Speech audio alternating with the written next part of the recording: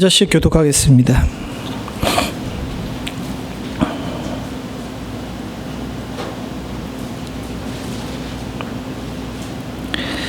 스가랴 2장 1절부터 10절, 제가 먼저 1절 봅니다.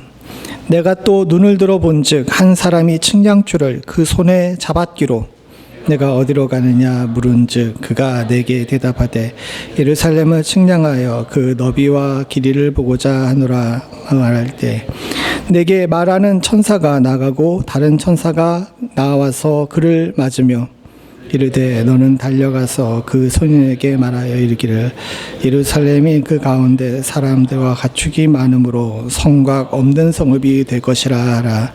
여호와의 말씀에 내가 불로 둘러싼 성곽이 되며 그 가운데 영광이 되리라. 오라.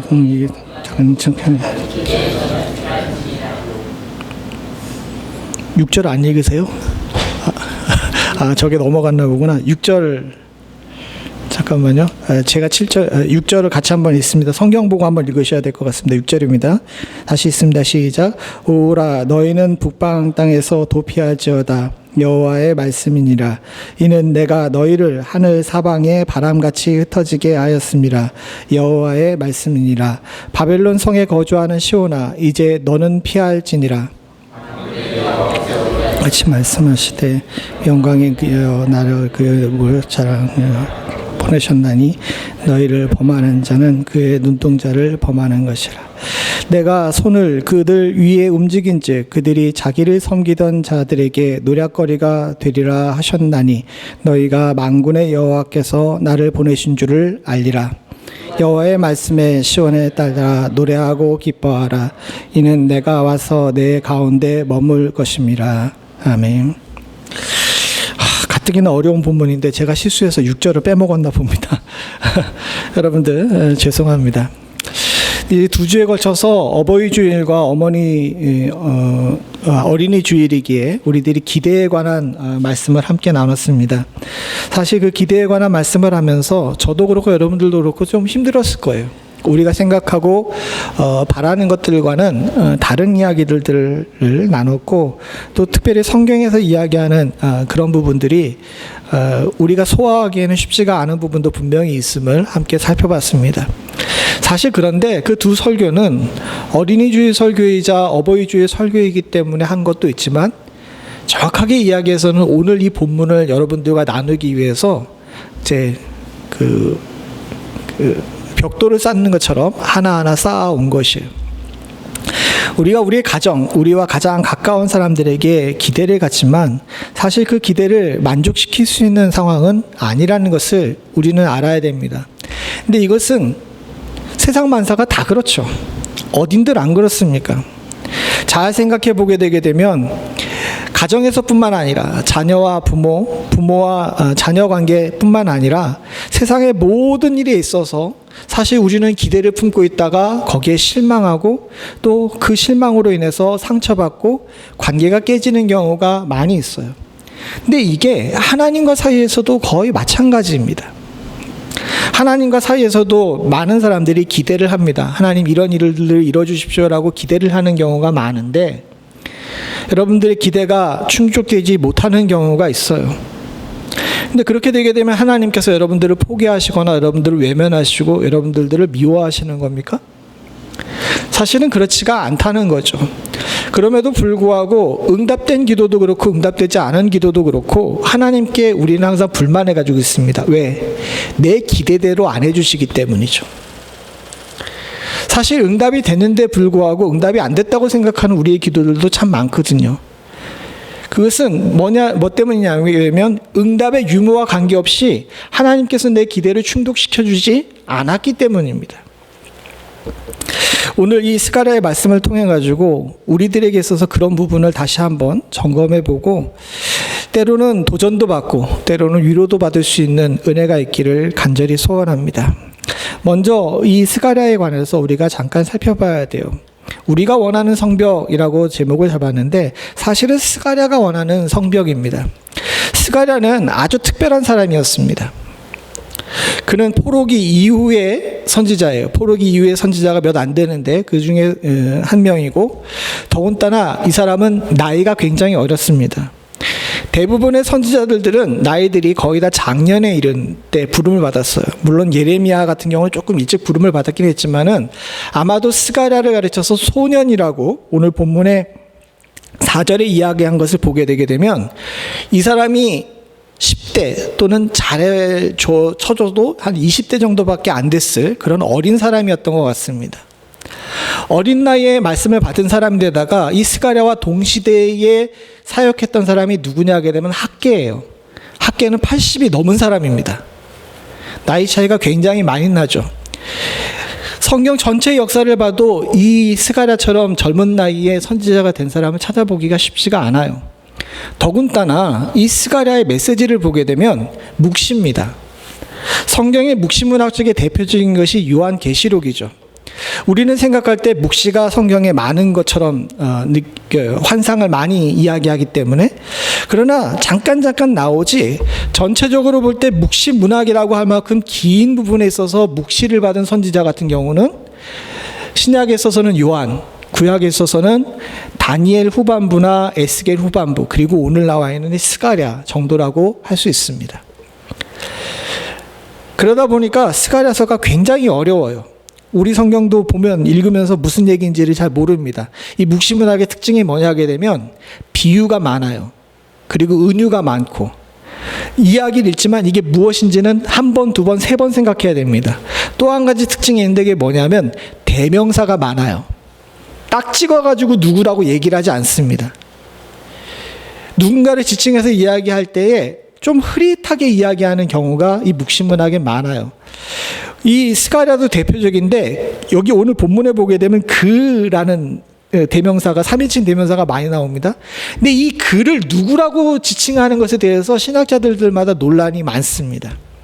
그러다 보니까 우리 성경은 아니지만 천주교와 함께 쓰는 그 공동 번역 같은 경우는요, 스가랴서 전체를 갖다가 장절을 다시 구분했어요. 그리고 번역도 우리 성경이랑 많이 좀 다릅니다. 오늘 우리도 우리 본문을 읽었지만 우리 본문을 읽고선 이걸 여러분들에게 설명하기가 쉽지가 않아가지고 조금 쉽게 번역된 표준 세번역으로 여러분들과 함께 나누려고 합니다. 여러분들이 좀 양해를 해주셔야 되는데 표준 세번역은 솔직하게 얘기하면 의역했어요. 그냥 우리 성경처럼 직역한 것이 아니라 좀 신학적 해석을 가미해서 의역을 했습니다. 그렇게 하지 않고는 의사 전달이 잘 안 되기 때문에 그렇습니다. 그건 좀 양해를 해주시기를 부탁을 드립니다. 어찌되었던 스가랴 같은 경우는 굉장히 모순적인 사람이었던 겁니다. 젊기 때문에 현실에 너무 관심이 많아요. 지금 당장의 삶에 관심이 많습니다. 그렇지 않습니까? 제가 나이 먹어보니까 20대, 30대 때보다 현실에 대해 별 관심이 없어요. 예를 들어 한국의 정치 상황이 혼란스러웠다 그러게 되면 제 젊었을 때를 보게 되면 난리 났을 겁니다. 아마 지금쯤 길바닥에 나가 앉았을지 몰라요. 이쪽에 있을지 저쪽에 있을지 모르지만 분명히 저는 길바닥에 있을 거예요. 그런데 지금쯤 됐으면 그런 일들이 있을 때 제가 어떻게 할까요? 길바닥에 안 갑니다. 도리어 여기 와 있지. 그리고 어떻게 보게 되게 되면 욕망이라는 것이 조금씩 사라지게 되는 것 같아요. 스가랴도 마찬가지죠. 하나님의 선지자라 특별히 선지자 중에서 특별하게 묵시까지 보는 사람인데도 불구하고 젊은 사람이기 때문에 굉장히 현실적인 문제에 관심이 많았습니다. 그럴 수밖에 없었던 것은 그가 가진 메시지와 그의 나이도 문제이지만 그가 살고 있는 시대의 문제도 분명히 있었어요. 왜냐하면 생각해 보십시오. 10대, 20대인 스가랴 같은 경우는 태어나기를 어디서 태어났겠습니까? 이 사람이 바벨론에서 포로로 돌아온 이후의 선지자로 생각할 때에 이 스가랴 자체가 태어난 출신지가 바벨론이었던 거예요. 이 사람은 바벨론에서 태어났어요. 그런데 어느 날 아버지, 어머니가, 할아버지, 할머니가 이제 돌아가자라고 이야기를 해가지고 짐 싸가지고 돌아왔습니다. 돌아와가지고 현실을 봤어요.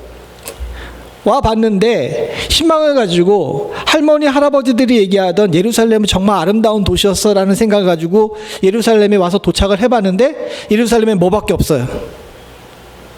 돌무더기밖에 없는 거야. 폐허였습니다.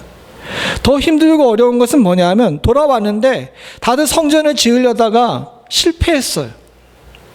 처음에 와가지고 성전을 지으려고 다들 했습니다. 그런데 와서 봤더니 환경이 도와주지가 않아요. 경제적으로도 어렵고 주변에 있는 정치적 상황도 어렵습니다. 그래서 성전을 짓다 말고 방치되어 있는 상태예요.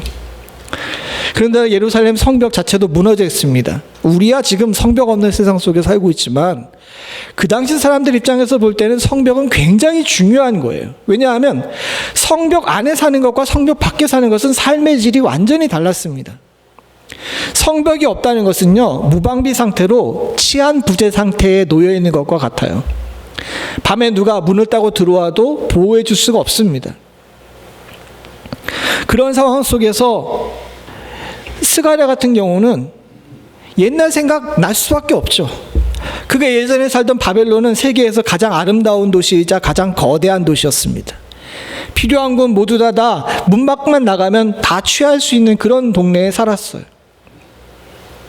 근데 와봤더니 돌무더기밖에 없는 곳에 덩그러니 놓여 있게 되는 거죠.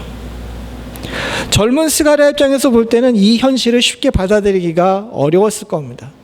더군다나 경제적인 문제도 마찬가지예요.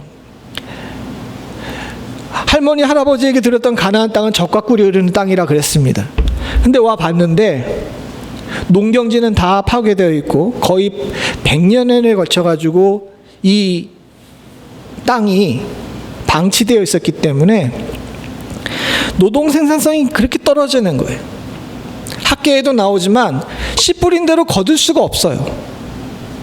경제적으로 굉장히 어려운 상황 속에서 정말 간신히 먹고 사는 그런 가정 가운데 놓여 있게 된 겁니다. 이런 가운데 호련히 하나님께서 스가랴를 밤중에 부르십니다. 그리고 그에게 환상을 보내세요. 1장 이후에 보게 되게 되면 여러 환상들에 대해서 나옵니다. 이 오늘 우리가 읽은 본문은 세 번째 환상이에요.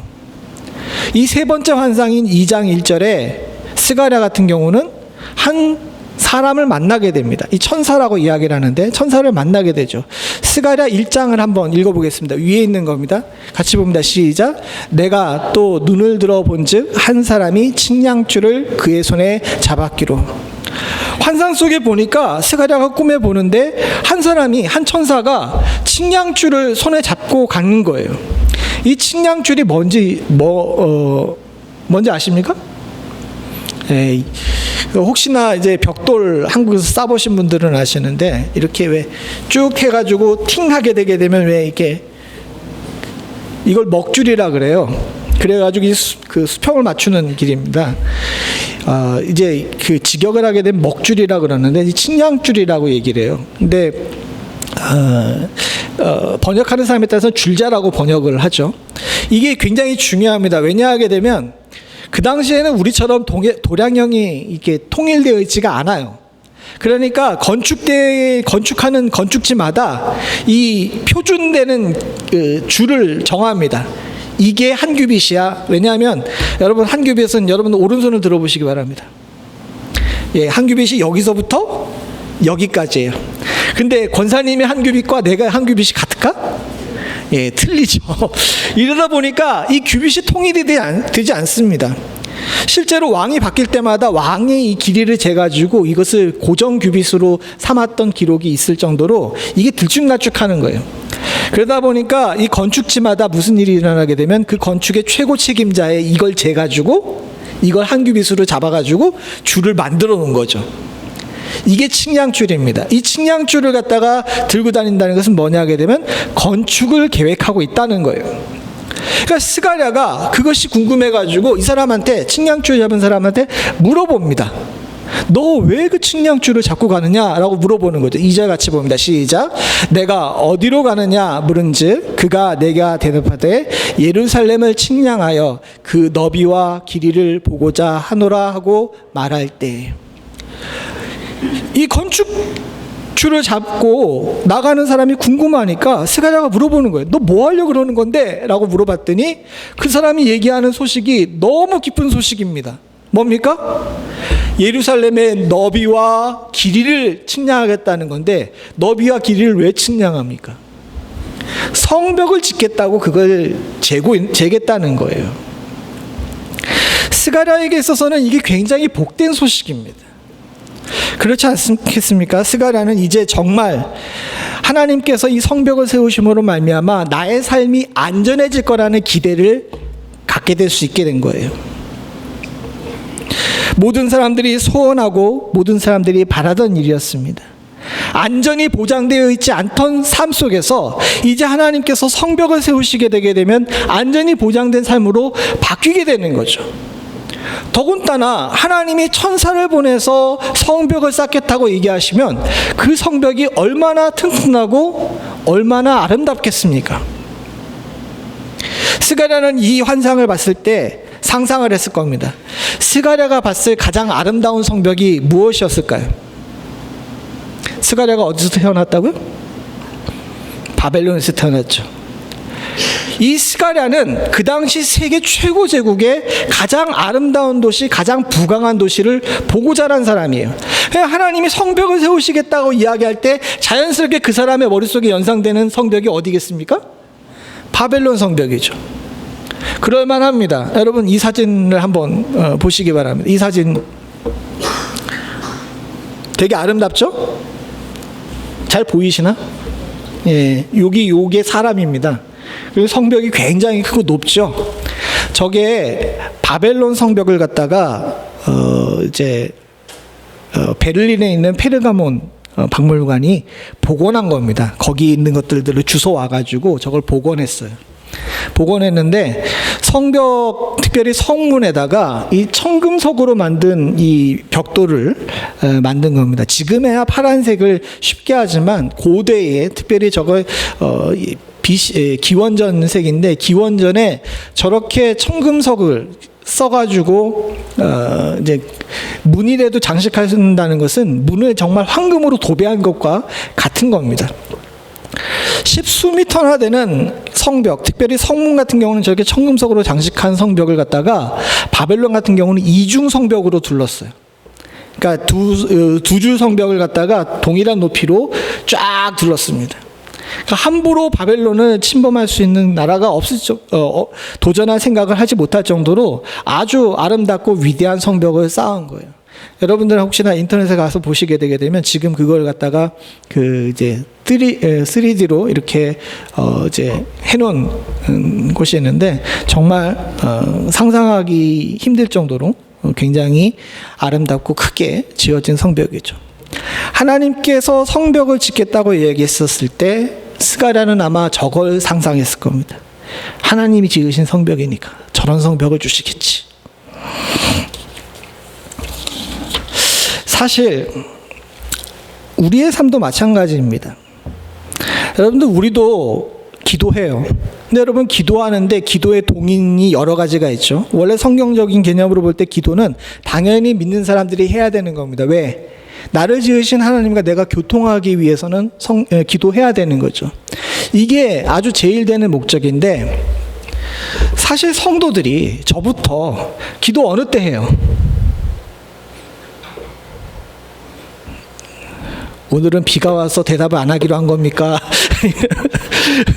제 질문이 너무 어려웠습니까? 여러분 기도 어느 때예요? 아니 정확하게 얘기를 해야지. 내가 필요할 때 하잖아. 이걸 왜 어떻게 이걸 거부할 수 없잖아요. 내가 필요할 때 기도하거든. 내가 필요하고 내가 불안할 때 하나님께 기도합니다. 사실 성경적인 개념으로 신학적으로 볼 때는 하나님이 나를 창조하셨기 때문에 피조물인 내가 당연히 기도하고 주님과 교통해야 살 수 있는 것이 맞습니다. 그러나 인간의 삶을 들여다볼 때 그것은 이론적인 것이고 사실은 우리가 필요하고 우리가 원할 때 특별히 삶이 불안할 때 기도 열심히 해요. 그렇기 때문에 뭔가 문제가 생기면 새벽 예배 나오잖아요. 평상시 안 나오다가도. 그거는 뭐라고 탓할 수가 없습니다. 당연한 거예요. 인간으로서 어쩔 수가 없는 일이고 하나님도 성경 속에서 그렇게 하라고 하셨습니다. 어렵고 힘들 때 기도하라고 하셨잖아요. 내가 널 외면하지 않겠다라고 이야기를 하시면서. 그리고 그 기대하면서 우리는 하나님께서 나의 산성과 방패가 되실 것을 소원합니다. 그리고 하나님께서는 내가 너의 산성과 방패가 되시겠다고 이미 약속을 하셨죠. 그래서 우리는 하나님께서 우리들에게 성벽을 주실 것을 상상합니다. 저런 성벽은 아니지만 우리들이 원하는 성벽은 돈이나 집이나 직장과 같은 유형의 눈에 보이는 뭔가예요. 여러분들의 기도를 잘 생각해 봅시다. 저도 마찬가지고 우리 기도를 잘 보게 되게 되면 하나님께서 무엇을 원하냐라고 물어보게 되면 여러분들 눈에 안 보이는 것보다는 눈에 보이는 것을 원하죠. 사실 솔로몬이 처음 왕이 됐을 때 그가 1,000번제를 드리면서 기도원 산당에서 하나님께 기도했어요. 그 기도를 하나님께서 받으시고 하나님께서 솔로몬에게 임재하셔가지고 물어봅니다. 너 무엇을 원하니? 라고 물어봤더니 솔로몬이 뭐라고 얘기를 해요? 지혜를 달라고 그러죠. 그때 하나님께서 솔로몬에게 이야기하십니다. 네가 많은 물질도 강한 군사력도 그리고 그의 가정의 풍성함도 원하지 아니하고 지혜를 달라고 했기 때문에 사실은 하나님께서 얘기하신 이 세 가지를 잘 생각해 보게 되게 되면 인간이 보통 구하는 눈에 보이는 것들이잖아요. 근데 솔로몬은 눈에 보이지 않는 하나님의 지혜를 구했기 때문에 하나님께서 그에게 축복하신 거예요. 이 기도의 속성이 그렇습니다. 우리는 하나님께 성벽을 기대해요. 그리고 그 성벽은 눈에 보이기를 원합니다. 이걸 뭐라고 탓할 수는 없어요. 그게 일반적인 기도죠. 그러나 아주 특별한 성경에 나오는 몇몇 사람들은 이걸 뛰어넘습니다. 사실 우리도 그랬으면 좋지만 그러기가 쉽지가 않죠. 다 솔로몬이 될 수는 없고 다 다윗이 될 수는 없잖아요. 그러나 하나님께서는 이렇게 현실적이고 눈에 보이는 성벽을 원하는 성도들이 그 자리에 머물러 있는 것을 원치 않으십니다. 하나님께서는 성벽을 세우세요. 우리들에게 산성과 방패가 되시겠다고 약속하셨으니까 내가 원하는 저렇게 삐까번쩍하고 눈에 보이는 산성은 세우시지 않으시지만 하나님이 산성을 세우십니다. 어떤 산성을 세우시는지를 한번 보죠. 하나님이 세우시는 산성입니다. 표준세 번역 3절 4절입니다. 같이 봅니다. 시작. 그때 내게 말하는 천사가 앞으로 나아가자 다른 천사가 그를 맞으려고 나와서 그에게 말하였다. 너는 저 젊은이에게 달려가서 이렇게 알리라. 예루살렘 안에 사람과 짐승이 많아져서 예루살렘의 성벽으로 두를 수 없을 만큼 커질 것이다. 무슨 얘기냐 하게 되면 그림을 그려봅시다. 여기 스가랴가 서 있어요. 그리고 이제 다림줄, 그러니까 측량줄을 가지고 있는 이 천사가 있습니다. 둘이 대화를 했어요. 어디 가요? 그랬더니 예루살렘 재러 가요 라고 이야기를 하고 나서 둘이 헤어져가지고 떠나려고 그러는데 이 천사를 향해서 또 다른 천사가 온 거예요. 그 다른 천사가 이 천사에게 가가지고 이야기를 한 겁니다. 너는 저 젊은이에게 달려가서 이렇게 얘기하라는 거예요. 손이 하나가 더 있었어야 되는데. 가서 이 얘기를 하라는 겁니다. 무슨 얘기를 하라고 그랬더니 내가 너 측량하는 거 멈추고 저 사람한테 가가지고 이야기를 하라는 거예요. 예루살렘이 사람과 짐승이 많아져가지고 성벽을 두를 수가 없게 됐다고 이야기를 하라는 겁니다. 여러분 이게 좋은 소식이에요? 나쁜 소식이에요? 좋은 소식이에요? 사실 좋은 소식으로 받아들이면 여러분들이 신앙적으로 성숙한 줄로 믿습니다. 그런데 문제는 소년 스가랴 입장에서 볼 땐 이 메시지가 굉장히 난처한 메시지입니다. 왜? 분명 예루살렘이 번성해가지고 풍성해져서 사람과 짐승이 많아지는 건 좋아요. 그런데 그렇다 하더라도 성벽이 없으면 안전하지 않은데? 이런 생각 같지 않습니까? 하나님 나를 도와주시고 나에게 풍성함을 허락해 주세요 라고 기도를 합니다. 그래서 하나님께서 나에게 풍성함을 주셨어요. 넘쳐요. 그런데 우리 마음속에는 은근히 뭣도 있었으면 좋겠다고 생각해요. 내 성벽이 필요 없을 만큼 내가 풍성하게 부어주시겠다고 약속하시고 부어주시겠다고 얘기를 하게 되면 하나님 그거 감사한데 거기에다 뭣도 주세요라고 얘기를 해요. 성벽까지 주세요라고 기도하죠. 그게 우리의 심리예요. 그리고 어쩔 수 없는 인간의 마음입니다. 하나님께서는 이런 우리 마음 잘 아세요. 그래서 뭐라고 얘기를 하시게 되냐면 5절을 같이 봅니다. 우리 성경보다는 표준세 번역이 이걸 번역을 더 잘한 것 같아요. 같이 보죠. 시작. 바깥으로는 내가 예루살렘 둘레를 불로 감싸 보호하는 불성벽이 되고 안으로는 내가 그 안에 살면서 나의 영광을 드러내겠다. 나 주의 말이다. 안에서는 내가 임재해서 내가 함께 살면서 나의 영광을 드러내고 바깥으로는 예루살렘 둘레를 내가 직접 불성하게 돼가지고 두르겠다고 말씀하시는 거예요. 두 가지 모두가 다 충족이 되죠. 스가랴가 고민했던 풍성함과 보호가 하나님께서 함께 주시겠다고 약속을 하시는 겁니다. 이 얼마나 위대하고 좋은 말씀입니까? 이 말씀을 믿는 자는 복된 줄로 믿습니다. 하지만 스가랴 시대도 우리 시대도 이 말씀을 믿는 자보다는 기왕이면 눈에 보이는 성벽도 주시죠 하고는 사람들이 참 많아요. 아니, 거의 답니다. 기왕이면 성벽도 주시지 하면서 아쉬워하는 사람들이 많은 것은 사실 우리의 솔직한 상황입니다.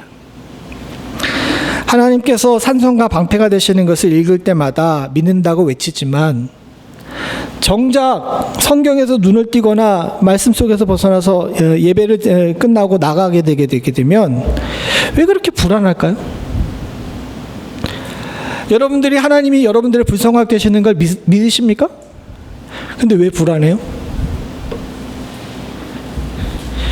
목사가 큰 소리 빵빵 치니까 저는 안 그런 것 같죠? 저도 그래요. 왜 강대상만 내려가면 이렇게 불안한지 몰라. 왜 그럴까요?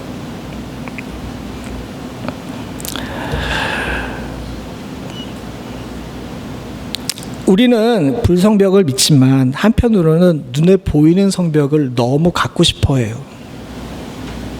스가랴도 마찬가지였을 겁니다. 하나님께서 내가 너의 불성벽이 되겠다라고 말씀하셨지만 이거 안 갖고 싶을까요? 여러분 갖고 싶어요? 안 갖고 싶어요? 갖고 싶잖아요. 이게 우리의 기대입니다. 하나님의 불성벽을 소유했음에도 불구하고 저런 기대에서 벗어나기가 쉽지가 않더라는 거예요. 하지만 도리어 그런 성벽을 가진 곳에서 빠져나와야 됩니다, 여러분들. 겉으로는 거대한 성벽이 아름다워 보이고 안전해 보이지만요, 사실은 그곳이 가장 위험한 곳이 될 수 있음을 우리는 알아야 될 줄로 믿습니다. 표준 세번역입니다. 6절, 7절 한번 읽어보죠. 같이 봅니다. 시작. 어서 너희는 북쪽 땅에서 도망쳐 나오라. 나 주의 말이다. 내가 너희를 하늘 아래서 사방으로 부는 바람처럼 흩어지게 하였지만 이제는 어서 나오라. 나 주의 말이다. 바벨론 도성에서 살고 있는 시온 백성아, 어서 빠져나오라. 우리 성경과 너무 달라가지고 좀 당황스러우시죠? 하나님께서는 이야기하십니다. 너희들이 만들었고 너희들이 원하는 그렇게 눈에 보이는 그 성벽, 아름답고 튼튼하다고 생각되는 그 성벽이 하나님께서 치시는 그날이 가까울 때는 불구덩이가 될 수 있으니까 어떻게 하라고요? 어서 빠져나오라고 말씀하시는 겁니다. 우리 성경에는 이제 너는 피할지니라 라고 되어 있는데 표준세번역에서는 조금 의역했지만 어서 빠져나오라고 아주 다급하게 이야기를 하고 있어요. 그렇습니다. 우리가 만들어 놓고 우리가 기대하는 그 성벽, 눈에 보기에는 아름답고 마음도 든든해져요. 그러나 사랑하는 성도님들, 하나님께서는 거기서 빨리 빠져나오라 그럽니다. 왜? 주님께서는 믿는 자들이 하나님의 불성벽 그거 하나만으로 만족하기를 원하시는 거예요. 이와 유사한 말씀이 엘리사의 기록에도 나오죠. 엘리사가 도단성에서 아람의 군대에게 둘러싸였습니다. 그날 아침에 사환이 일찍 일어나가지고 그것을 보고 당황해가지고 엘리사에게 쫓아가가지고 이야기를 해요. 우리 지금 다 죽게 생겼다고. 그때 엘리사가 사환에게 뭐라고 얘기합니까? 네 눈에는 불병과 불말이 안 보이느냐? 우리는 안 보여요. 그러나 주님께서는 사랑하는 성도님들과 제가 하나님의 불성벽을 보기를 원하십니다. 그리고 이것을 확신하게 원하세요. 그리고 아직도 세상의 성벽에 붙잡혀 있는 자들이라면 거기서 빨리 빠져나오기를 주님께서는 바라시고 계십니다.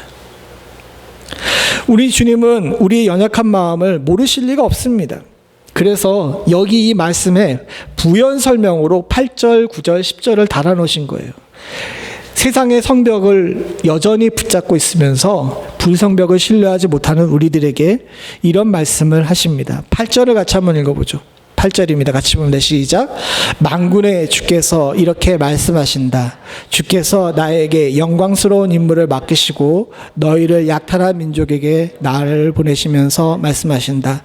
너희에게 손대는 자, 곧 주의 눈동자를 건드리는 자다. 사랑하는 성도님들, 누군가 하나님께서 세우신 불성벽을 넘어가지고 우리를 건드리려고 하면 뭘 건드리는 것과 똑같아요? 하나님의 눈동자를 건드리는 것과 똑같은 거예요.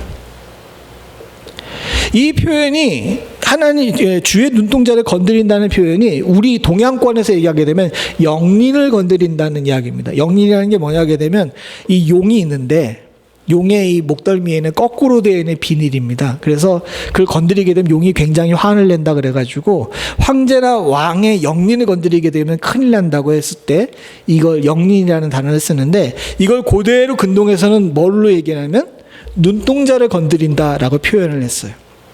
즉 여러분들은 다 하나님의 영린입니다. 누가 여러분들을 건드려가지고 못 살게 굴고 힘들게 하게 되면요, 괜히 화내고 열받아 하지 마세요. 그리고 그 사람들 미워하지 마세요. 왜? 날 건드리면 어떻게 된다고요? 하나님의 눈동자를 건드리는 것과 똑같은 일이 되는 거예요. 이 확신을 가지고 살아야 됩니다. 다윗은 이런 확신을 가지고 살았어요. 그가 불편부당한 일을 많이 겪고 어려운 일을 많이 겪었습니다. 그리고 그 일의 주체가 되는 사울이 그가 머물고 있는 굴에 2번이나 들어왔어요. 모든 사람은 기회라고 얘기합니다. 복수를 갚을 때라고 이야기를 합니다. 그러나 다윗이 시편에 얘기했던 것처럼 복수는 나의 소유가 아니에요. 왜? 내가 하나님의 눈동자라는 사실을 잘 알고 있기 때문에 나를 건드린 자는 지금 당장은 아닐지라도 언젠가 하나님께서 어떻게 하시겠다고요? 치실 거라는 사실을 너무도 잘 알고 있기 때문입니다. 그렇기에 함부로 움직이지 않았어요. 다윗은 단순히 기름 부음 받은 자를 내 손으로 치는 것이 범죄한 일이기 때문에 그런 것뿐만 아니라 그는 확신이 있었던 겁니다. 나도 기름 부은 자가 받은 자이기 때문에 나를 건드리는 자는 하나님께 도전하는 자고 하나님께 도전하는 자를 하나님께서는 가만 안 두실 거라는 거죠. 여러분들도 다 하나님의 기름 부음 받은 자들입니다. 특별히 지명하여 불러서 하나님께서 내 것이라고 이야기하신 주님의 것들이신 줄로 믿습니다. 여러분들은 하나님의 눈동자입니다. 내 백성, 내 자녀를 건드리는 자들은 내 눈동자를 건드리는 것 같으니 각오하라고 말씀하신 하나님의 말씀이 여러분들과 함께 걷고 있는 거예요. 다윗은 이것을 너무너무 소망했습니다. 아까 전에 다윗 얘기했지만 다윗이 그래서 이런 기도를 해요. 시편 17편에 보게 되면 다윗의 기도가 나오는데 거기 8절 9절을 같이 한번 봅니다. 시작.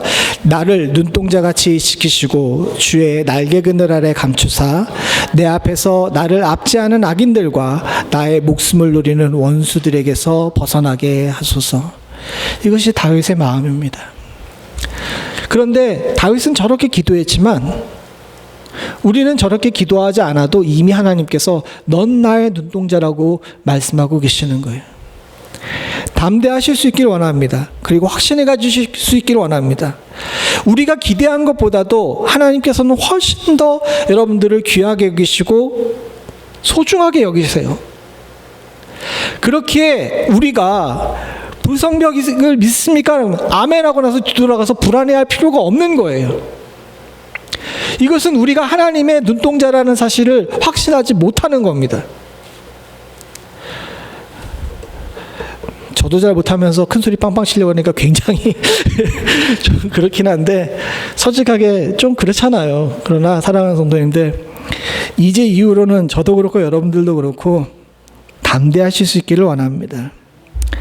하나님은 이런 내가 하나님의 눈동자가 됐다는 확신을 가지고 있는 사람들에게 이렇게 요구하십니다. 하나님의 눈동자가 됐다는 거 아는 사람들을 10절처럼 이야기를 하시죠. 같이 봅니다. 시작. 도성 시온아 기뻐하며 노래를 불러라. 내가 간다. 내가 내 안에 머물면서 살겠다. 나 주의 말이다. 주님의 눈동자 되는 우리들에게 주님께서 말씀하십니다. 내가 간다. 이게 얼마나 위로가 되는 말씀입니까? 아이를 키워보신 분들은 알지만 아이가 아픈 일을 당하거나 힘든 일을 당하게 되면 어떻게 해요? 울면서 누구를 찾아요? 엄마를 찾죠. 그럼 엄마는 왜 하고 얘기합니까? 아니죠. 엄마 어떻게 합니까? 애가 울면. 오늘은 비가 와서 대답 안 하기로 한 거죠. 쫓아가죠. 하나님께서도 마찬가지예요. 주님의 눈동자 된 우리가 뭔가 다윗이 이야기한 것처럼 원수들에게 또 압제당하는 악인들에게 어려운 일을 당해요. 그럼 주님께서 뭐라고 얘기하십니까? 내가 간다. 이렇게 말씀하고 계시는 거예요. 여러분들이 어려운 일 당하면 하나님께서는 내가 간다라고 이야기를 하시면서 여러분 앞에 쫓아가십니다. 그리고 우리 안에 머물며 살겠다라고 약속하고 계시는 줄로 믿습니다. 아니 이미 그렇게 살고 계시는 줄로 믿습니다. 그러니까 사랑하는 성도님들, 우리가 믿습니다 하고 뒤돌아서 불안해할 것이 아니라 뭐 해야 돼요? 예? 뭐 하라 그랬어요? 기뻐하며 노래하라고 이야기했죠. 성도들의 얼굴에 기쁨과 노래가 넘쳐야 될 줄로 믿습니다. 자, 연습을 해보겠습니다. 사랑하는 성도님들, 제가 이 말씀을 왜 하게 되냐면 올해 좀 들어서 여러 가지 혼란스러운 일들이 많이 있어서 그런지 모르지만 성도들의 얼굴이 갈수록 어두워지는 것 같아요. 그래서는 안 됩니다. 사랑하는 성도님들, 저와 여러분들은 가면 갈수록 시간이 지나면 지날수록 이 믿음의 확신, 하나님이 나의 불성벽이 됐다는 믿음의 확신, 내가 하나님의 눈동자가 됐다는 믿음의 확신 가운데서 점점 기뻐하며 우리의 찬송이 넘쳐나야 될 줄로 믿습니다. 저와 여러분들의 얼굴이 좀 환해질 수 있기를 바랍니다. 한국의 성도들이 제일 못하는 것이 저거라죠. 미국의 목사님들이 한국교회 와가지고 매번 놀라는 것이 그겁니다. 한국교회 성도들은 다 화나 있냐고, 아침에 뭐 잘못 먹고 왔냐고, 목사가 내가 설교를 잘못했냐고. 한 목사님이 한국에 있는 한 교회에 설교하러 가셨습니다. 그 목사님이 담임 목사님의 통역을 통해 설교를 했는데 성도들이 예배 다 끝나고 나서 돌아가고 난 다음에 그 담임 목사님한테 이 목사님이, 미국 목사님이 은근히 물어봤대요. 목사님, 오늘 제 설교가 좀 잘못됐나요? 그래서 왜 그래요? 그랬더니 다들 성도들이 화나서 나가요. 그러더라고요. 좀 웃으세요. 그리고 집에서나 가정에서나 교회에서나 찬송을 멈추시지 않으시길 원합니다. 이것이 내가 하나님의 불성벽으로 두른 사람이라는 것을 확신하는 확신의 증거입니다.